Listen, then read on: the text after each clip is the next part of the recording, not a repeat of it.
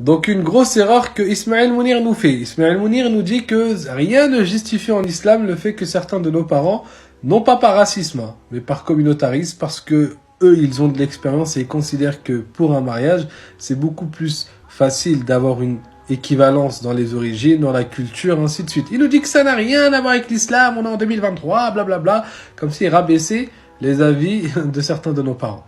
Je reprécise bien que je ne parle pas de racisme. Écoutez bien. Premièrement, bien sûr que si, que ça existe en islam et ça a été tenu par de très grands savants. En islam, on a un principe qui est important qui s'appelle al-kafa'a.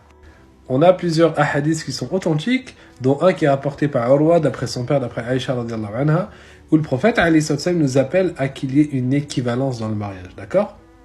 Maintenant, qu'est-ce que ça veut dire ça, al-kafa'a, l'équivalence? Certains parmi les savants, est-ce qu'ils ont rentré l'origine de la parenté, ce qu'on appelle en arabe al-nasab? Oui.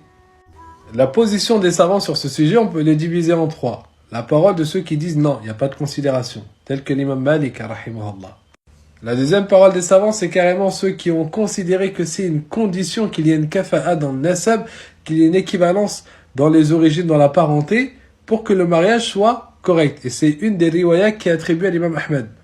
Et la troisième, et écoutez-la bien, ceux qui crient constamment au racisme envers les parents, ainsi de suite, qui manquent de respect, la parole qui est attribuée à des fuqaha parmi les shafi'iyya, c'est-à-dire dans le madhab de l'imam al-Shafi'i, dans le madhab de l'imam Abu Hanifa, et même dans le madhab de l'imam Ahmed, c'est que c'est le droit de la femme et de ses tuteurs de demander comme exigence qu'il y ait une équivalence dans cela.